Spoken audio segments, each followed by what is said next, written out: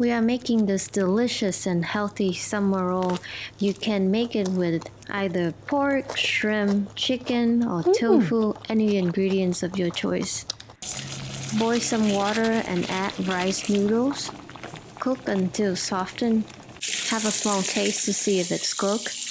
Rinse it well under water. For shrimp, boil up water again, add a little bit salt, cook up the shrimp, take it out into an ice bath to cool it down. With pork, keep it boiling until cooked.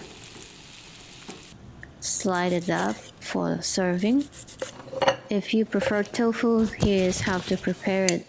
Dry it up with a paper towel, cut into small sheet and fry it on a pan until it gets this golden crispy skin.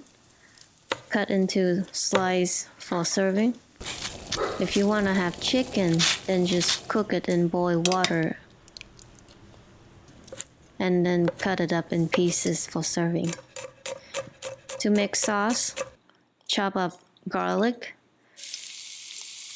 fry it up until golden, add hoisin sauce, stir it up for a little bit, add some water and some peanut butter, mix well.